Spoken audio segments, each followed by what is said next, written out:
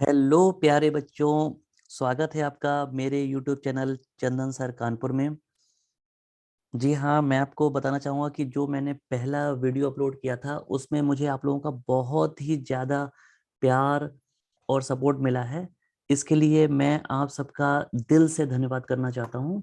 और मैं आपको बता दूं कि जो इस समय मैं जीएस और साइंस के मिसलेनियस क्वेश्चंस की प्रैक्टिस सीरीज आपको करवा रहा हूँ, उसका पार्ट 2 जो है, दूसरा पार्ट जो है वो आज मैं आपसे डिस्कस करने वाला हूँ, आपके सामने ला रहा हूँ। तो देखते हैं किस तरह के क्वेश्चन मैंने इसमें इंक्लूड किए हैं। क्वेश्चंस बहुत ही अच्छे लेवल के क्वेश्चन है, बहुत ही इंपॉर्टेंट क्वेश्चन है पेपर के पॉइंट ऑफ व्यू से। और मैं आपको बता दूं कि जितने भी क्वेश्चन मैं आपको यहाँ पे करा रहा हूँ उसके डायरेक्ट आंसर मैं आपको सिर्फ नहीं बता रहा हूँ, बल्कि उससे रिलेटेड जितने भी फैक्ट हैं वो सब मैं आप लोगों से डिस्कस करूंगा। तो जिस तरह से आपने पहले वीडियो में देखा भी होगा, तो अगर आप पूरी स्लाइड को देखेंगे, पूरे वीडियो को देखेंगे, तो उसमें 20 क्वेश्चंस हैं, टॉप 20। लेकिन अगर आप डिटेल एक्सप्लेनेशन के साथ जाएंगे और आप काउंट करेंगे तो कम से कम एक लेक्चर में मैं करीब 100 के आसपास क्वेश्चन आपसे डिस्कस कर रहा हूँ। तो चलिए अपने इस लेक्चर को शुरू करते हैं और आपके सामने पहला क्वेश्चन लेके आते हैं। जी हाँ, पहला क्वेश्चन है कि किस रक्त समूह को सर्वग्राही कहा जाता है। जी हाँ, तो सबसे पहले तो मैं आपको बता दूं, देखिए रक्त समूह यानी कि जिसको हम ब्लड ग्रुप बोलते हैं, तो ब्लड ग्रुप की जो खोज है वो कार्ल लैंडस्टीनर ने की थी। या इन्होंने हमारे ब्लड में एक विशेष प्रकार के प्रोटीन को खोजा था, ढूंढ निकाला था, और उसके बेस पे इन्होंने ये डिसाइड किया कि मानव के शरीर में 4 तरह के जो ब्लड ग्रुप हैं यानी कि रक्त समूह वो होते हैं, जिनको A B और O के नाम से जाना जाता है। तो हमारा यहाँ पर जो क्वेश्चन है उसमें पूछा गया है कि किस रक्त समूह को सर्वग्राही कहा जाता है। सर्वग्राही का मतलब होता है एक ऐसा ब्लड ग्रुप जो किसी भी इंसान से ब्लड ले सकता है। जी हाँ, सर्वग्राही का मतलब है जो किसी भी ब्लड ग्रुप वाले इंसान से ब्लड ले सकता है। और अगर क्वेश्चन में होता सर्वदाता, तो दाता का मतलब है देने वाला, तो इसका मतलब है कि एक ऐसा ब्लड ग्रुप जो किसी को भी ब्लड दे सकता है। तो क्वेश्चन में पूछा गया सर्वग्राही, सर्वग्राही का मतलब एक ऐसा ब्लड ग्रुप जो किसी से भी ब्लड ले सकता है। तो अगर यहाँ पे ऑप्शंस के हिसाब से देखेंगे तो आपको पता है कि यहाँ पर दिए गए ऑप्शंस में ए और बी यानी कि ए बी जो एक साथ दिया गया है, ये एक ऐसा ब्लड ग्रुप है जो किसी भी इंसान से ब्लड ले सकता है। जी हाँ, तो हमारे इस क्वेश्चन को जो आंसर होगा वो क्या होगा, ए बी। जी हाँ, आगे बढ़ते हैं। अगला जो क्वेश्चन है आपके सामने वो है नाटो का पूर्ण रूप क्या होगा, यानी कि नाटो की फुल फॉर्म पूछी गई है। तो सबसे पहले तो मैं आपको बता दूं कि ये नाटो क्या चीज है। देखिए, आपको पता है यूरोप जो महाद्वीप है, यूरोप कॉन्टिनेंट है, वहां पर बहुत सारे ऐसे देश हैं जो बहुत ही छोटे हैं। या वो ऐसे देश हैं जो एरिया में यानी कि क्षेत्रफल में भी छोटे हैं और उनमें आबादी भी बहुत कम है। तो जब भी कभी भी किसी भी दूसरे देश के साथ युद्ध का खतरा होता है तो उस केस में उनके सामने बहुत बड़ा चैलेंज होता है कि उससे वो कैसे निपटेंगे।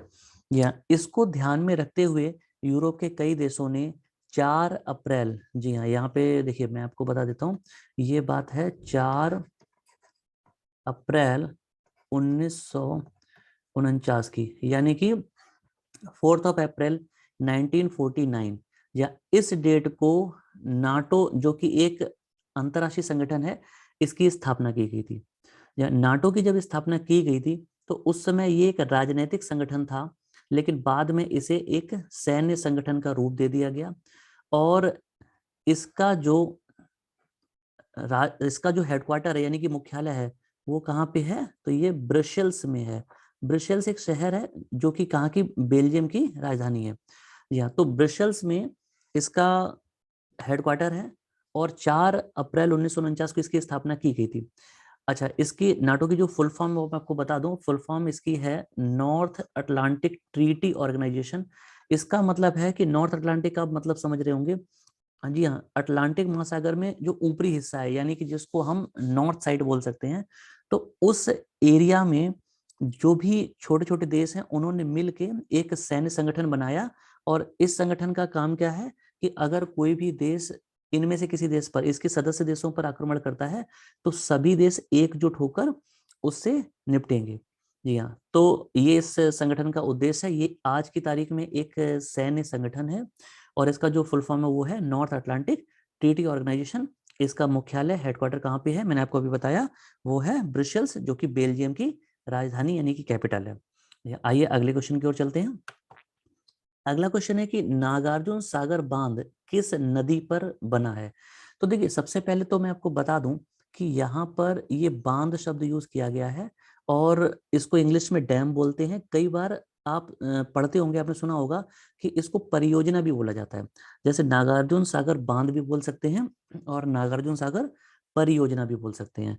तो हम सबसे पहले तो देखिए, नागार्जुन क्या है। नागार्जुन एक बौद्ध विद्वान थे या उनके नाम पर इसका नाम रखा गया है। और ये इस समय आंध्र प्रदेश से अलग होकर जो नया राज्य बना है जिसका नाम है तेलंगाना, तो तेलंगाना राज्य में स्थित है। और तेलंगाना की जो राजधानी है हैदराबाद, वहां से 150 किलोमीटर दूर जहाँ इस बांध को बनाया गया है, नागार्जुन सागर बांध को। और किस नदी पर है तो मैं आपको बता दूं, यहाँ पे अगर आप देखेंगे तो नागार्जुन सागर किस नदी पर है, कृष्णा नदी पर। अच्छा देखिए, सबसे पहले कोई भी बांध, डैम या परियोजना है, इसका मतलब क्या होता है। देखिए, नदियों में पानी होता है, आपको पता है कि पूरे साल में नदियों में जो पानी है वो हमेशा एक जैसा नहीं होता है। बारिश के मौसम में या जब भी ऐसा कोई मौसम है तब पानी बढ़ जाता है और कभी कभी बाद में सूख जाता है या गर्मियों में कम हो जाता है। तो अगर पानी जिस समय बहुत ज्यादा, अगर वो सारा का सारा पानी एक साथ बह जाएगा तो हम उसको जरूरत पड़ने पर यूज नहीं कर पाएंगे, जिसकी वजह से बांध बना के पानी को रोक लिया जाता है। और जब भी कोई बांध या डैम बनाया जाता है तो पानी रोकने का मुख्य जो उद्देश्य होता है, दो मेन पर्पस होते हैं। पहला तो है इलेक्ट्रिसिटी का प्रोडक्शन यानी कि बिजली का उत्पादन, और दूसरा जो है वो आपका होता है सिंचाई के पर्पस से। जी हाँ, तो यही मैं आपको बता रहा हूँ कि नागार्जुन सागर जो बांध है, पेपर में पूछा जाता है ऐसे क्वेश्चन, तो ये किस नदी पर होगा, ये होगा कृष्णा नदी पर। कृष्णा नदी पर बना हुआ है। अच्छा, अब यहाँ पे आप देख रहे हैं कि तीन और नदियों के बारे में दिया गया, तो मैं एक बार इन सभी नदियों के बारे में आपको थोड़ी सी डिटेल दे देता हूँ। देखिए, कावेरी नदी जो है, जी हाँ, कावेरी नदी आपकी जो निकलती है वो कर्नाटक में कुर्ग जिले की ब्रह्मगिरी की पहाड़ियों से निकलती है और बाद में ये बंगाल की खाड़ी में जाके गिर जाती है। अगर हम सिंधु नदी की बात करेंगे तो सिंधु नदी, आपको पता है कि अगर हम तिब्बत के एरिया की बात करेंगे जो चाइना के अंडर में है, तो वहां पर एक मानसरोवर झील पड़ती है। मानसरोवर झील के पास से ये नदी निकलती है और ये भारत होते हुए फिर पाकिस्तान, और पाकिस्तान से होते हुए अरब सागर में जाके गिर जाती है, जो कि भारत की और पाकिस्तान की एक प्रमुख नदी भी मानी गई है। कृष्णा नदी का जो उद्गम स्थल है ये आपका निकलता है महाराष्ट्र में, मुंबई से 200 किलोमीटर दूर एक जगह है पुणे, और पुणे के पास में एक जगह है जिसको बोलते हैं महाबलेश्वर। या तो महाबलेश्वर से कृष्णा नदी निकलती है और इसके बाद ये बंगाल की खाड़ी में गिर जाती है। अब आते हैं हम गोदावरी नदी पे। गोदावरी नदी का जो उद्गम स्थल है, जहां से ये निकलती है, ओरिजिन है, वो आपका है नासिक के पास में, या नासिक एक शहर है महाराष्ट्र का, आप जानते हैं। तो नासिक के पास में त्र्यंबकेश्वर की पहाड़ियों से निकलती है और बाद में ये बंगाल की खाड़ी में गिर जाती है। जी हाँ, मैं आपको बता दूं कि गोदावरी जो नदी है ये दक्षिण भारत की या प्रायद्वीपीय भारत की सबसे लंबी नदी है। इसकी जो कुल लंबाई है वो 1465 किलोमीटर है। इसको वृद्ध गंगा, बूढ़ी गंगा या दक्षिण भारत दक्षिण गंगा के नाम से जाना जाता है। जहाँ अब यहाँ पे एक बहुत ही ज्यादा कंफ्यूज करने वाला क्वेश्चन पूछा जाता है। अगर आपके पेपर में क्वेश्चन आता है कि दक्षिण गंगा किस नदी को कहा जाता है, तो आपका आंसर क्या होगा, गोदावरी। अगर पेपर में क्वेश्चन पूछा जाता है दक्षिण की गंगा, तो आपका आंसर होगा कावेरी। देखिए, दक्षिण की गंगा, तो जिसमें का आ रहा है ना बीच में, दक्षिण की गंगा, तो की और का मैच कर रहा है, इसलिए दक्षिण की गंगा कावेरी होगा और दक्षिण गंगा कौन सी नदी होगी, गोदावरी नदी होगी। ये दोनों ही दक्षिण भारत की प्रमुख नदियां हैं। जी हाँ, तो आगे बढ़ते हैं, आइए देखते हैं अगला क्वेश्चन। अगला क्वेश्चन है क्वेश्चन नंबर 4, और क्वेश्चन में पूछा गया कि सूचना का अधिकार नियम किस वर्ष पारित किया गया। तो देखिए, सूचना का जो अधिकार है इसको हम बोलते हैं RTI, RTI एक्ट इंग्लिश में। देखिए, RTI का मतलब है राइट टू इंफॉर्मेशन एक्ट।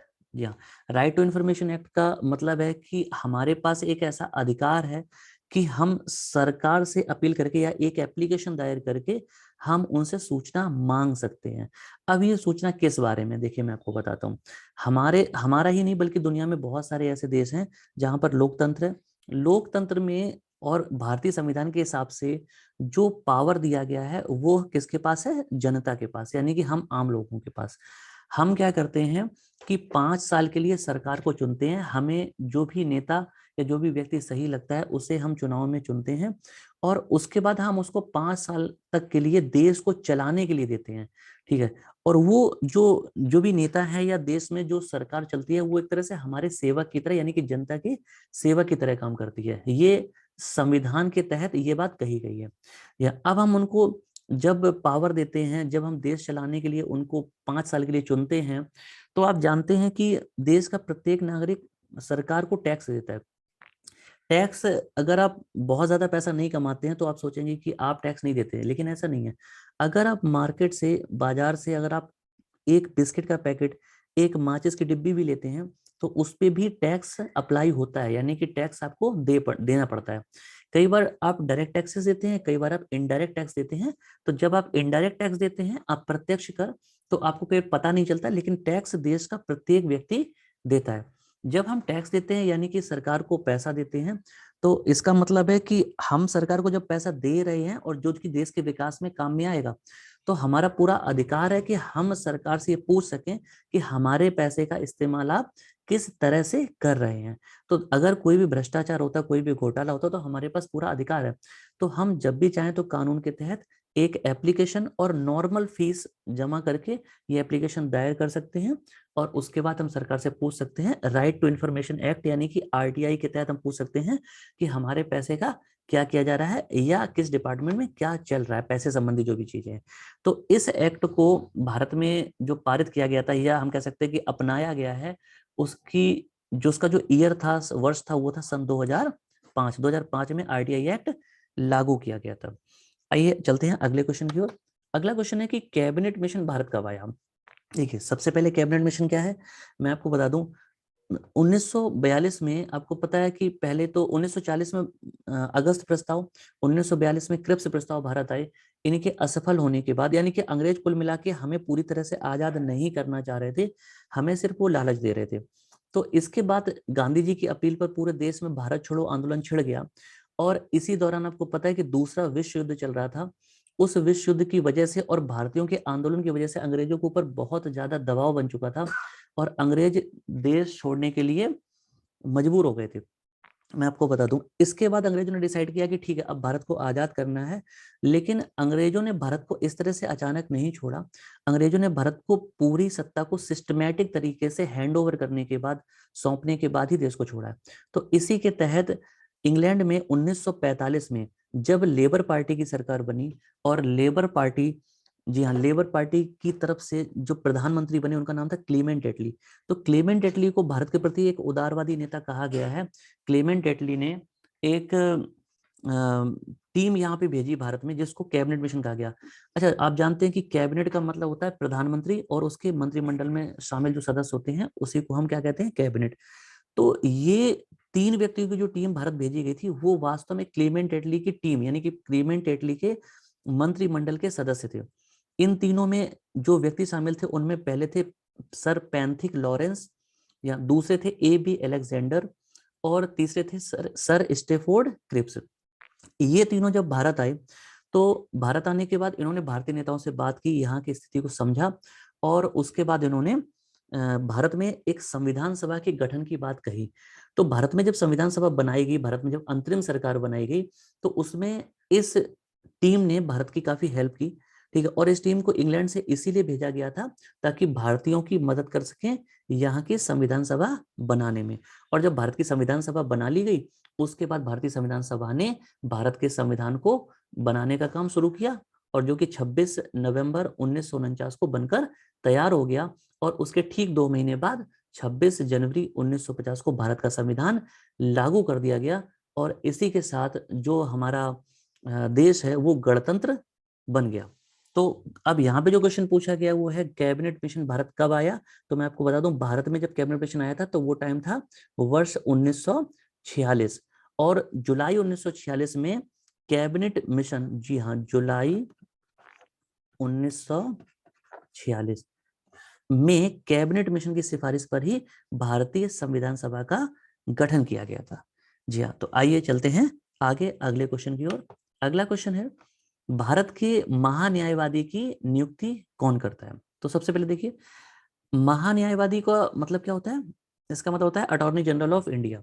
या एक तरह से महान्यायवादी का जो पद है, हम इसको कह सकते हैं कि सरकार का वकील, यानी कि देश में केंद्र में जो सरकार होती है, एक तरह से उसके वकील के तौर पे ये काम करता है।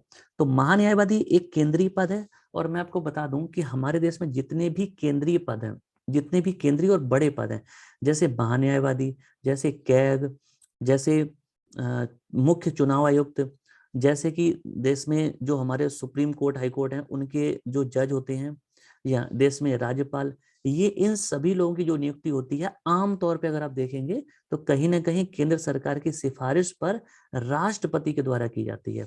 तो यहाँ पे बहुत ज्यादा आप ध्यान रखिएगा कि जो नियुक्ति वर्ड यूज किया गया है, तो नियुक्ति का मतलब क्या है कि जो नियुक्ति कह रही है कि अपॉइंट किया जा रहा है जिस व्यक्ति को, वो किसकी सिफारिश पर? केंद्र सरकार की सिफारिश पर। लेकिन नियुक्ति करता कौन है? तो वो करता है हमारे देश में सर्वोच्च पद पर बैठा हुआ राष्ट्रपति। यानी कि राष्ट्रपति के पास वो पावर है जो केंद्रीय और बड़े पदों पे नियुक्ति करता है। तो इस क्वेश्चन का आंसर क्या होगा? राष्ट्रपति। आइए चलते हैं अगले क्वेश्चन की तरफ। अगला क्वेश्चन है, केंद्रीय खाद्य प्रौद्योगिकी अनुसंधान संस्थान कहाँ पर स्थित है? देखिए, इंग्लिश में इसको हम बोलेंगे central food technology research institute of India. ठीक है, तो इसको मैं बता दूं इसका क्या मतलब है कि खाद्य मतलब कि खाने पीने की जो चीजें होती हैं, तो उस पर रिसर्च किया जाता है। हमारे देश में लगभग हर चीज का एक रिसर्च इंस्टीट्यूट है, और ये पूरे देश में एक ही होता है। तो ये जो रिसर्च इंस्टीट्यूट है, इसमें खाद्य सामग्री यानी कि खाने पीने की जो चीजें होती हैं उन पे रिसर्च किया जाता है, शोध किया जाता है। या तो ये है कहाँ पर स्थित? तो मैं आपको बता दूं, ये है मैसूर में। और मैसूर कहाँ पे है? तो ये है कर्नाटक में। आप जानते होंगे कि कर्नाटक में मैसूर जो क्षेत्र है वो बहुत ज्यादा फेमस रहा है। हैदर अली और टीपू सुल्तान जो शासक थे इतिहास में, हिस्ट्री में, वो यहीं के शासक थे। और मैसूर में हैदर अली और टीपू सुल्तान के साथ अंग्रेजों के 4 युद्ध भी हुए थे। तो ये बहुत ही प्राचीन और बहुत ही फेमस सिटी है कर्नाटक का। तो मैसूर में स्थित है क्या? केंद्रीय खाद्य प्रौद्योगिकी अनुसंधान संस्थान। आगे बढ़ते हैं। अगला क्वेश्चन है, भारतीय संविधान के कौन से अनुच्छेद में यह प्रावधान किया गया है कि प्रत्येक राज्य में एक राज्यपाल होगा? तो मैं आपको बता दूं, देखिए, राज्यपाल की जब हम बात करते हैं, इंग्लिश में इसको क्या बोलते हैं? गवर्नर। जी हाँ। तो किसी भी राज्य में, जिस तरह से देश में प्रधानमंत्री के साथ राष्ट्रपति काम करता है, यानी कि राष्ट्रपति सर्वोच्च पद होता है, उसी तरह से किसी भी राज्य में मुख्यमंत्री के साथ राज्यपाल होता है, और राज्यपाल किसी भी राज्य का सर्वोच्च पद होता है। लेकिन ये एक संवैधानिक पद है, और कार्यकारी जो शक्तियां राज्य की होती है वो मुख्यमंत्री में होती हैं। जी हाँ, अब मैं आपको बता दूं, राज्यपाल की जब हम बात करते हैं, तो राज्यपाल की जो नियुक्ति होती है वो प्रधानमंत्री या केंद्र सरकार की सिफारिश पर राष्ट्रपति के द्वारा की जाती है। और देश के प्रत्येक राज्य में एक राज्यपाल होगा, या एक ही राज्यपाल एक से ज्यादा राज्यों में भी हो सकता है। ये प्रावधान संविधान के अनुच्छेद 153 में किया गया है। इस चीज को आप याद रखें, बहुत ही ज्यादा इंपॉर्टेंट क्वेश्चन है। अगले क्वेश्चन की ओर बढ़ते हैं। अगला क्वेश्चन है, लाहौर षड्यंत्र मामला किसके विरुद्ध रजिस्टर किया गया था? तो देखिए, बहुत ही अच्छा, बहुत ही प्यारा क्वेश्चन है। इसका मतलब क्या है, पहले तो इसकी स्टोरी समझिएगा। देखिए, लाहौर षड्यंत्र मामले का मतलब क्या है? आपको पता है कि सन 1928 में, ठीक है, 1928 में साइमन कमीशन भारत आया था। साइमन कमीशन की जो नियुक्ति है वो 1927 में इंग्लैंड में की गई थी। मैं आपको बता दूं, साइमन कमीशन की नियुक्ति का कारण क्या था कि अंग्रेजों ने, आपको पता है कि 1919 में एक एक्ट लाए थे। जी हाँ, ये कौन सा एक्ट था? ये था मॉन्टेग्यू चेम्सफोर्ड सुधार। जी हाँ, मॉन्टेग्यू चेम्सफोर्ड सुधार के नाम से एक एक्ट था। इस एक्ट को 10 साल के बाद, ध्यान समझें, माफ कीजिएगा, इस एक्ट को 12 साल के बाद, यानी कि 1931 में रिव्यू करना था। यानी कि अंग्रेजों ने कोई एक्ट, एक एक्ट लेके आए, एक कानून बनाया, और उस कानून को उनको क्या करना था? दोबारा से एनालिसिस करना था, रिव्यू करना था 1931 में।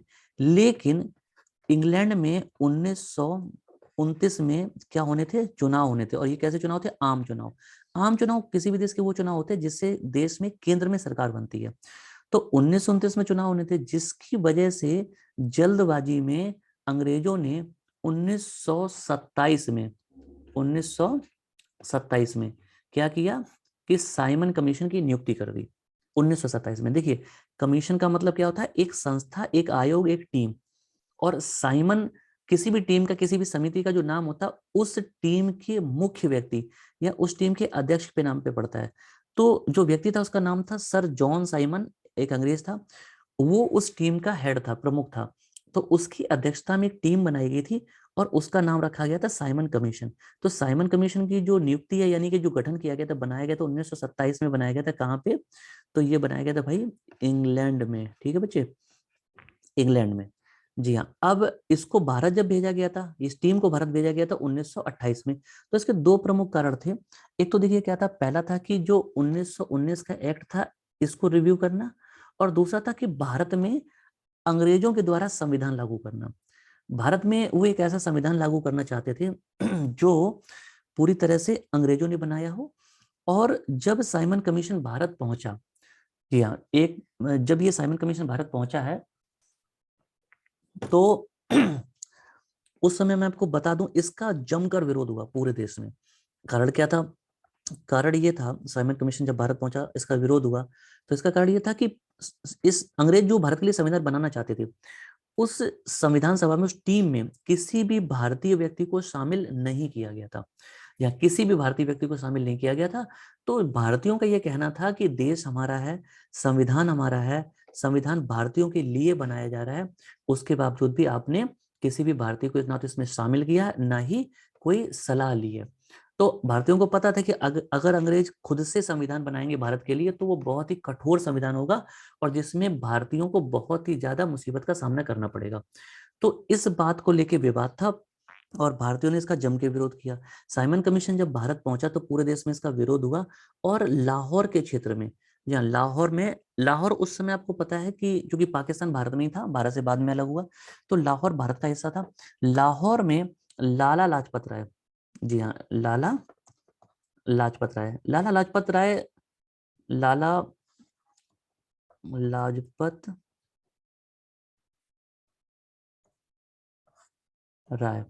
जी हाँ, इनको पंजाब केसरी भी कहा जाता है। लाला लाजपत राय ने लाहौर के क्षेत्र में जमकर विरोध किया। तो जिसकी वजह से क्या हुआ मैं आपको बता दूं, लाहौर में उस समय जो सुपरिटेंडेंट ऑफ पुलिस था लाहौर के क्षेत्र में, ठीक है ना, मैं आपको फिर से यहाँ पे दिखा देता हूँ। देखिए, ये जो क्षेत्र था वो क्या था, लाहौर। और यहाँ पर जो सुपरिटेंडेंट ऑफ पुलिस था, यानी कि एसपी जो था, ठीक है, उसका नाम था स्कॉट। तो स्कॉट ने क्या किया कि लाला लाजपत राय, उनके सहयोगियों पर लाठी चलाने का आदेश दे दिया। और अंग्रेजों ने, जो पुलिस वाले थे, उन्होंने क्या किया, उन्होंने लाला लाजपत राय को बहुत बुरी तरह पीटा, जिसकी वजह से वो जख्मी हो गए, बहुत बुरी तरह से चोटिल हो गए उस लाठी चार्ज में, और बाद में उनकी मृत्यु हो गई। तो यानी कि लाला लाजपत राय की जो मृत्यु हुई वो साइमन कमीशन का विरोध करते हुए हुई थी। जी हाँ। और लाला लाजपत राय पे जो लाठी चलाने का आदेश दिया था वो किसने दिया था, लाहौर के एसपी स्कॉट ने दिया था।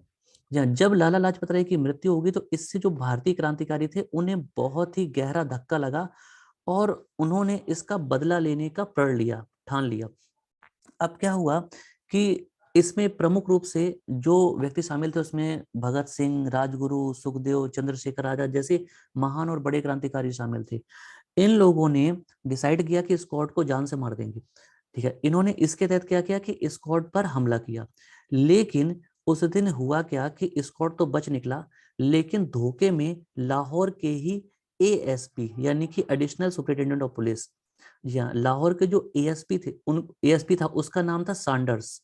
जी हाँ, उसका नाम क्या था, सैंडर्स। तो सैंडर्स इनकी गोली से मारा गया। या मारना था स्कॉट को, जो कि लाहौर का एसपी था, जिसने लाला लाजपत राय पर लाठी चलाने का आदेश दिया था। लेकिन धोखे से मृत्यु किसकी हो गई, सैंडर्स की। तो जब सैंडर्स की मृत्यु होगी तो इस पर, इन लोगों पर, इन भारतीय क्रांतिकारियों पर केस दायर किया गया। उस केस को क्या बोलते हैं, लाहौर षड्यंत्र केस या लाहौर षड्यंत्र मामला। इसे कहा जाता है। उस केस में भारतीय क्रांतिकारियों इन भारतीय क्रांतिकारियों को रजिस्टर शामिल किया गया, इनके खिलाफ केस दर्ज किया गया। और यहाँ पर अगर देखेंगे तो उसमें हुआ क्या था कि चंद्रशेखर आजाद किसी भी तरह से बच निकले थे, लेकिन भगत सिंह, राजगुरु और सुखदेव, इन तीनों को पकड़ के कैद कर दिया गया था। और आपको पता है कि बाद में 23 मार्च 1931 को, जी हाँ, ये बड़ा ही इंपॉर्टेंट है, हमारे पेपर के पॉइंट ऑफ व्यू से बहुत ही महत्वपूर्ण डेट है। तो ये क्या थी, 23 मार्च 1931। इस डेट को भगत सिंह, राजगुरु और सुखदेव को फांसी दे दी गई थी। तो मैंने आपको बताया ना कि इसमें भगत सिंह, राजगुरु और सुखदेव शामिल थे, इनके साथ चंद्रशेखर आजाद भी थे। लेकिन लाहौर षड्यंत्र मामला जब दर्ज किया गया था तो उसमें चंद्रशेखर आजाद जो थे वो बचकर निकल गए थे, जिसकी वजह से दिए गए ऑप्शन में हमारा जो करेक्ट आंसर होगा वो क्या होगा, भगत सिंह। ये हमारा करेक्ट आंसर होगा। आगे बढ़ते हैं। अगर आपको ये वीडियोस बहुत अच्छे लग रहे हैं और आपको लग रहा है कि मैं आपको डिटेल से समझा पा रहा हूँ, सभी क्वेश्चंस की स्टोरी बता रहा हूँ, तो आपसे बस यही रिक्वेस्ट है कि आप अगर चाहें तो, या आपसे मैं रिक्वेस्ट करना चाहता हूँ कि आप इस वीडियो को ज़्यादा से ज़्यादा शेयर करें, ज़्यादा से ज़्यादा अपने दोस्तों से सब्सक्राइब करवाएं, जिससे मुझे मोटिवेशन मिलता रहे और मैं और भी अच्छी वीडियोस आपके लिए आगे भी लाता रहूँ। जी हाँ, आगे बढ़ते हैं। अगला जो क्वेश्चन है, क्वेश्चन नंबर 10 लिखा है, कंचनजंगा भारत के किस राज्य में स्थित है। जो देखिए, सबसे पहले मैं आपको बता दूं, कंचनजंगा की पहाड़ियां हैं, ठीक है। कंचनजंगा की जो पहाड़ियां हैं वो भारत तिब्बत नेपाल सीमा पर स्थित हैं। जी हाँ, अगर हम पूरी दुनिया की बात करेंगे तो पूरी दुनिया में सबसे ऊंची जो चोटी है यानी कि पीक है, वो कौन सी है, माउंट एवरेस्ट, जो कि नेपाल के हिस्से में आती है, हिमालय का हिस्सा है, ठीक है जी। आगे बढ़ते हैं। दुनिया की दूसरी सबसे ऊंची जो चोटी है उसका नाम क्या है। देखिए, मैंने आपको क्या बताया था कि अभी मैंने आपको बताया माउंट एवरेस्ट, ये क्या है, दुनिया की सबसे ऊंची चोटी है। अच्छा, इसके बाद दुनिया की दूसरी सबसे ऊंची जो चोटी है उसका नाम है केटू या गॉडविन ऑस्टिन, ठीक है। दुनिया की तीसरी सबसे ऊंची जो चोटी है उसका नाम है कंचनजंगा। जी हाँ, ये दुनिया की तीसरी सबसे ऊंची चोटी है। देखिए, एवरेस्ट जो है ये पूरी तरह से नेपाल में है। कहाँ पे है, नेपाल में। और केटू जो है ये आपकी भारत और पाकिस्तान के एरिया में आती है, जिसको हम कह सकते हैं पीओके कह सकते हैं, पाक ऑक्यूपाइड कश्मीर। जी हाँ, तो भारत पाकिस्तान का जो बॉर्डर है वहां पर है केटू या गॉडविन ऑस्टिन ऑस्टिन। और कंचनजंगा जो है ये कहाँ पे आपकी है, सिक्किम में है। अब मैं आपको बताऊं, देखिए, जो माउंट एवरेस्ट है ये हिमालय का हिस्सा है, जबकि केटू जो है ये किसका हिस्सा है, काराकोरम की पहाड़ियों का हिस्सा है। और कंचनजंगा जो है ये भी हिमालय का हिस्सा है। तो यहाँ पे थोड़ा ध्यान देने वाली बात है। देखिए, पेपर में मैंने आपको क्या बताया, ये दुनिया की टॉप 3 हाईएस्ट पीक है। या सबसे ऊंची चोटी माउंट एवरेस्ट, उसके बाद केटू या गॉडविन ऑस्टिन, और तीसरी है कंचनजंगा। पेपर में अगर क्वेश्चन आता है कि भारत में हिमालय की सबसे ऊंची चोटी का नाम क्या है, भारत में हिमालय की सबसे ऊंची चोटी का नाम क्या है, तो इसका आंसर क्या होगा, कंचनजंगा। देखिए क्यों, क्योंकि आपको पता है कि जो एवरेस्ट है वो कहाँ पे है, नेपाल में है, तो नेपाल भारत में तो है नहीं, तो ये तो होगी नहीं। अच्छा, इसके बाद आता है क्या, केटू। तो केटू जो वो हिमालय का हिस्सा नहीं है, क्योंकि ये काराकोरम की पहाड़ियों का हिस्सा है। तो इस तरह से भारत में हिमालय की सबसे ऊंची चोटी कौन सी होगी, कंचनजंगा होगी। और अगर कुल मिला के पूछा गया कि भारत की सबसे ऊंची चोटी, तो आंसर हो जाएगा केटू या गॉडविन ऑस्टिन हो जाएगा। और मैं आपको बता दूं कि इस क्वेश्चन में जो हमारे पास ऑप्शंस दिए गए थे कि कंचनजंगा भारत के किस राज्य में स्थित है, तो उसका आंसर हो जाएगा सिक्किम हो जाएगा, ठीक है जी। अच्छा, अब मैं आपको बता दूं, अगर ऐसा आ जाता क्वेश्चन कि कंचनजंगा नेशनल पार्क कहाँ पर है, तो उसका आंसर भी क्या होगा, सिक्किम हो जाएगा। यानी कि कंचनजंगा के नाम से अगर कोई भी पेपर में क्वेश्चन आता है तो उसका आंसर हमेशा क्या होगा, सिक्किम ही होगा। आगे बढ़ते हैं। अगला क्वेश्चन है हमारे पास, भारतीय संविधान के किस भाग में भारत को एक कल्याणकारी राज्य के रूप में स्थापित करने की बात कही गई है। देखिए, सबसे पहले मैं आपको बता दूं इसका मतलब क्या है, भारत को एक कल्याणकारी राज्य, कल्याणकारी राज्य का मतलब है एक ऐसा क्षेत्र, एक ऐसा देश, एक ऐसा राज्य जहां पर सरकार आम जनता की भलाई के लिए बहुत ही ज्यादा महत्वपूर्ण काम करे, या उनको अच्छा स्वास्थ्य मिल सके, उनको अच्छी शिक्षा मिल सके, या और उनकी जितनी भी बेसिक जरूरतें हैं वो पूरी हो सके। यानी कि उस राज्य में या उस क्षेत्र में कोई भी जनता दुखी परेशान ना हो, सब लोग अच्छे से कमाएं, सब लोग अच्छे से खाएं, रोजगार देना, जी हाँ। और जो भी लोग हैं वहाँ की आम जनता है, तो उनकी जो रोजमर्रा की जरूरतें हैं वो पूरी होती रहे। तो ये एक अवधारणा है, ये एक कंसेप्ट है जो कि हमारे भारतीय संविधान में शामिल किया गया है। यहाँ तो समझ में आपको हो गया, या कि हम कह सकते हैं एक तरह से राम राज्य। तो कल्याणकारी राज्य का मतलब है कि सरकार का ये फर्ज है, सरकार का ये कर्तव्य है कि वो जनता को बहुत ही अच्छी सुविधाएं प्रदान करे, जिसकी वजह से वो अच्छे से जिंदगी जी पाए। और ये बात हमारे भारतीय संविधान के राज्य के नीति निर्देशक तत्वों में कही गई है। और राज्य के नीति निर्देशक तत्वों को इंग्लिश में DPSP कहा जाता है, यानी कि directive principle of state policy.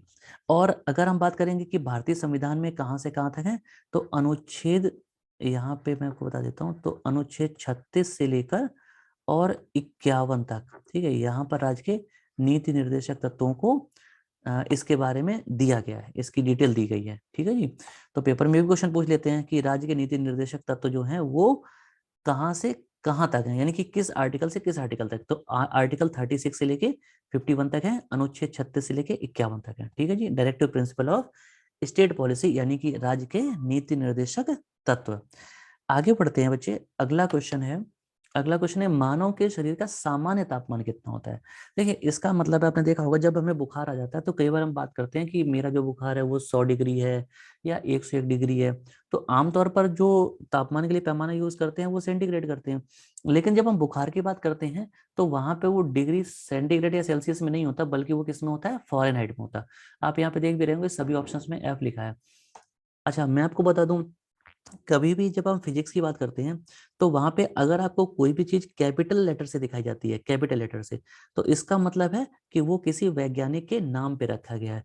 तो फॉरेनहाइट नाम के एक वैज्ञानिक थे, उन्होंने ही इस पे काम किया था, या इस डिटेल को निकाला था, इसकी खोज की थी, जिसकी वजह से उनके नाम पे इस पैमाने को रखा गया।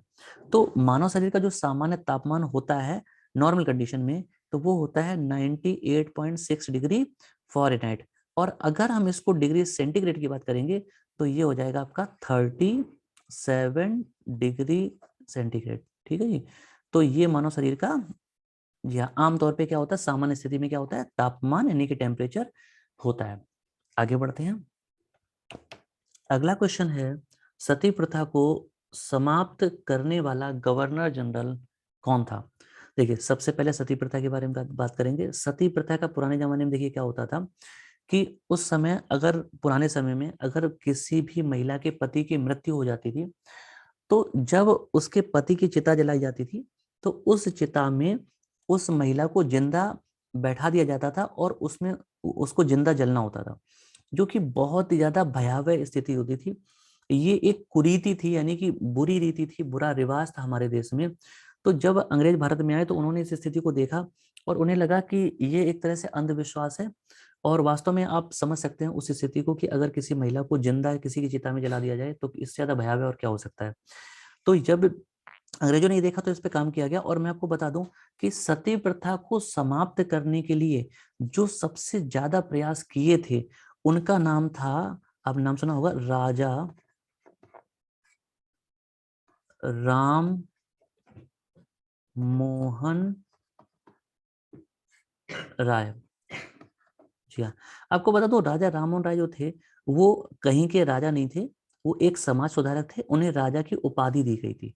तो राजा राममोहन राय जो थे वो एक समाज सुधारक थे, सोशल रिफॉर्मर थे। और उन्होंने सती प्रथा जैसी कुरीति को समाप्त करने के लिए भरपूर प्रयत्न किए थे। लेकिन आप जानते हैं कि बात यह 1829 की, तो उस समय भारत में जो शासन कर रहे थे वो अंग्रेज थे, पावर में कौन था, अंग्रेज थे। और जो भारत में जितने भी अंग्रेज थे उनमें सबसे बड़ा जो पद होता था वो होता था गवर्नर जनरल का। तो उस समय जो भारत में गवर्नर जनरल था उसका नाम था लॉर्ड विलियम बेंटिक। तो लॉर्ड विलियम बेंटिक ने ये आदेश दिया था इसको खत्म करने के लिए और कानून लाए थे। यहाँ तो अगर पेपर में क्वेश्चन आता है कि भारत में सती प्रथा को समाप्त करने के लिए प्रयास किसने किए, तो इसका आंसर होगा राजा राममोहन राय। लेकिन अगर ऐसा क्वेश्चन आ जाता है कि भारत में सती प्रथा को समाप्त किसने किया, यानी कि वो कौन सा व्यक्ति था जो पावर में था, तो उसका करेक्ट आंसर क्या होगा, लॉर्ड विलियम बेंटिक हो जाएगा। ठीक है, आगे बढ़ते हैं बच्चों।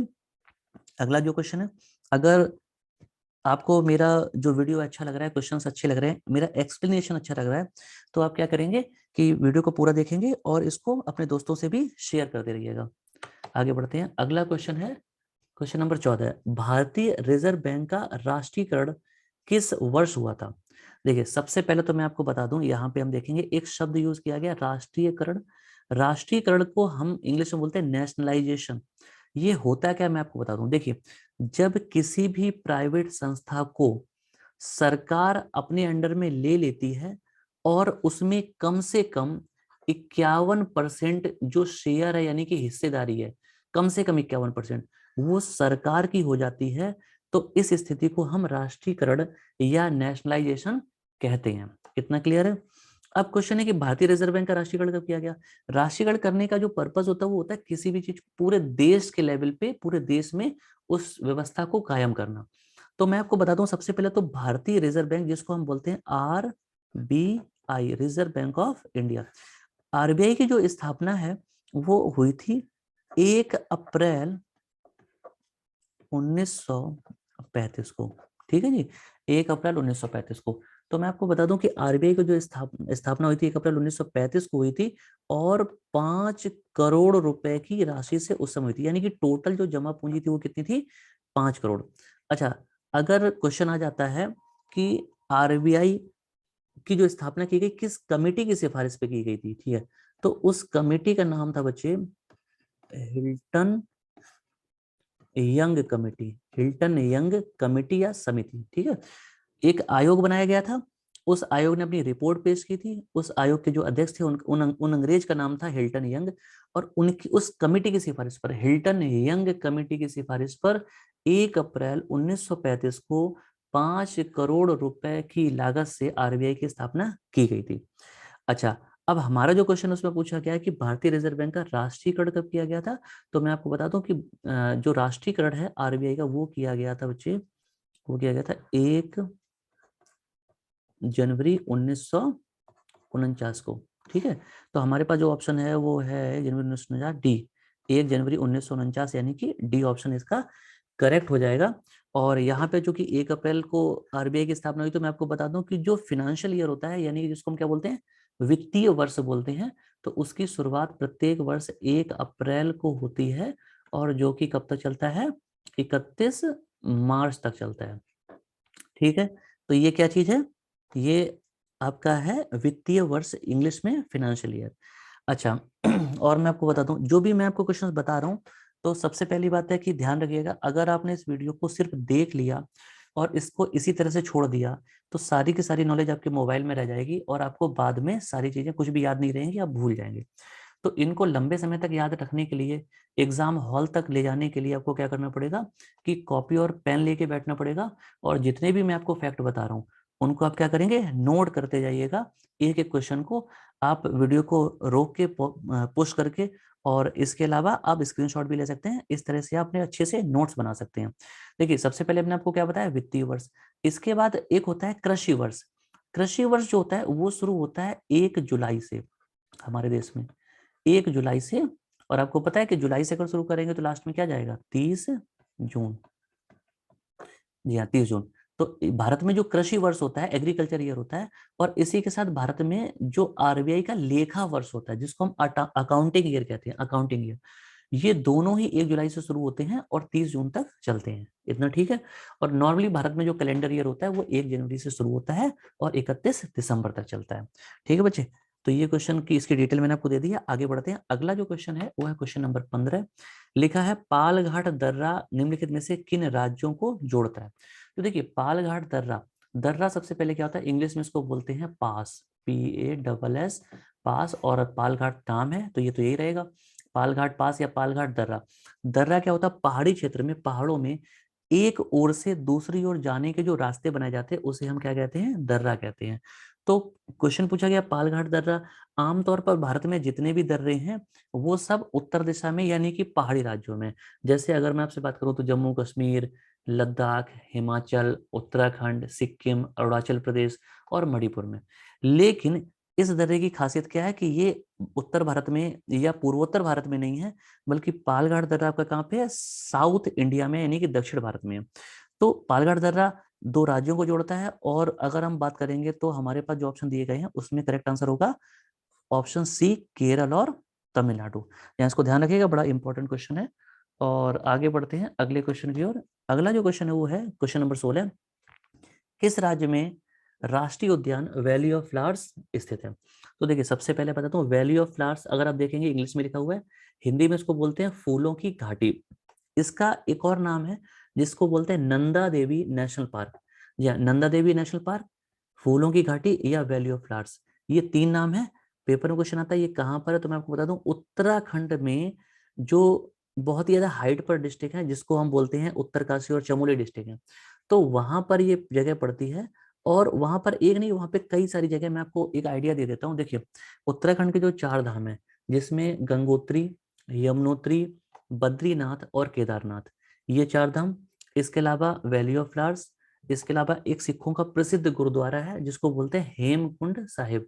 या ये जितनी भी जगह मैंने आपको बताई हैं, ये लगभग एक एरिया में 150 किलोमीटर की दूरी पे सारे बसे हुए हैं। तो बहुत ही ऊंचाई पे है, बहुत ही प्यारी जगह है, बहुत ही अच्छी जगह है। अगर आपको कभी मौका मिलता तो आप वहां पे जाइएगा, बहुत ही अच्छी फीलिंग आएगी। तो वैली ऑफ फ्लावर्स जो है वो कहाँ पर होगा? करेक्ट आंसर है उत्तराखंड में स्थित है। कितना क्लियर है? आगे बढ़ते हैं। अगला क्वेश्चन है क्वेश्चन नंबर 17। कांग्रेस की पहली महिला अध्यक्ष कौन थी? तो देखिए, कांग्रेस पार्टी की अब हम बात कर लेते हैं। कांग्रेस पार्टी की जो शुरुआत है, आपको मैं बताना चाहूंगा, 1885 में कांग्रेस की स्थापना की गई थी, 1885 में। अच्छा, अब देखिए, कांग्रेस की जब स्थापना की गई थी 1885 में, तो किसने की थी? ए ओ ह्यूम ने की थी। ए ओ ह्यूम नाम के एक व्यक्ति थे, उन्होंने की थी। ठीक है। कांग्रेस की जब स्थापना की गई थी उस समय इसका नाम कांग्रेस नहीं था, उस समय इसका नाम था INU। जी हाँ, INU का मतलब है इंडियन नेशनल यूनियन। हिंदी में बात करेंगे तो भारतीय राष्ट्रीय संघ, ये कांग्रेस का वास्तविक और पहला नाम था। बाद में दादा भाई नौरोजी ने, ध्यान रखना, दादा भाई नौरोजी ने इस यूनियन शब्द को हटा के कांग्रेस शब्द जोड़ दिया था। क्या नाम, क्या जोड़ दिया था? कांग्रेस दिया। तो उसके बाद इसका नाम पड़ गया था INU की जगह INC। कांग्रेस का जो पूरा नाम है वो क्या है? इंडियन नेशनल कांग्रेस, भारतीय राष्ट्रीय कांग्रेस। तो कांग्रेस जो शब्द है वो किसने दिया था? तो दादा भाई नौरोजी ने दिया था। और लिया कहां से था? तो अमेरिका से लिया था। जी हाँ, अमेरिका में कांग्रेस शब्द यूज किया जाता है, वहां की संसद को कांग्रेस कहा जाता है। तो वहां से दादा भाई नौरोजी ने कांग्रेस शब्द लिया था और कांग्रेस पार्टी का जो नाम है वो चेंज करके INU से INC किया था। इतना क्लियर है? कांग्रेस के जो पहले अध्यक्ष थे उनका नाम था व्योमेश चंद्र बनर्जी, WC बनर्जी। कांग्रेस के जो पहले मुस्लिम अध्यक्ष थे उनका नाम था बदरुद्दीन तैयब जी। कांग्रेस के जो पहले यूरोपियन अध्यक्ष थे उनका नाम था जॉर्ज यूले। कांग्रेस की जो पहली महिला अध्यक्ष थी, देखिए हमारे क्वेश्चन में ये पूछा गया है, कांग्रेस की जो पहली महिला अध्यक्ष थी उनका नाम था एनी बेसेंट। अच्छा, कुछ बच्चे हो सकता सोच रहे हो सरोजिनी नायडू, तो मैं आपको बता देता हूँ, कांग्रेस की जो पहली महिला अध्यक्ष थी उनका नाम था एनी बेसेंट। और ये कांग्रेस की जो अध्यक्ष बनी थी वो बनी थी सन 1917 में। ठीक है, इतना क्लियर है? एनी बेसेंट जो थी वो आयरिश महिला थी, यानी कि आयरलैंड की रहने वाली थी, और ये कांग्रेस पार्टी की पहली महिला अध्यक्ष बनी थी। ठीक है। अच्छा, अगर आपके पेपर में क्वेश्चन आ जाता है कि कांग्रेस की पहली भारतीय महिला अध्यक्ष, उसमें ये जोड़ दिया जाता है भारतीय, तो हमारा आंसर हो जाएगा सरोजिनी नायडू। अगर भारतीय नहीं जोड़ा जा रहा है तो कुल मिलाकर जो पहली महिला अध्यक्ष थी वो थी एनी बेसेंट, और पहली भारतीय महिला अध्यक्ष कौन थी? सरोजिनी नायडू थी। मुझे उम्मीद है कि अब आपको ये क्वेश्चन क्लियर हो गया होगा।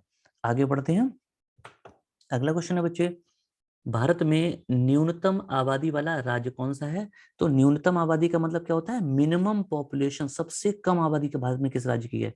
तो देखिए, आबादी की जब हम बात करते हैं तो आपको पता है कि भारत में हर 10 साल में जनगणना होती है जिसको हम सेंसस बोलते हैं। जनगणना जब होती है तो उसमें लोगों की गिनती की जाती है, और भारत में हर 10 साल में हो रही है। जनगणना की बात करेंगे, पिछली बार जो जनगणना हुई थी वो 2011 में हुई थी। 2011 के बाद सन 2021 में जनगणना होनी थी, लेकिन आपको पता है कि कोविड आया, और कोविड की वजह से पिछले 2-2.5 साल से सारी चीजें खराब हो गई हैं, सब डिस्टर्ब हो गए हैं, सरकार भी डिस्टर्ब हो गई है। तो इसकी वजह से जो जनगणना होनी थी वो अभी तक नहीं हो पाई है। तो उम्मीद है कि सरकार जल्दी ही अगली जनगणना कराएगी।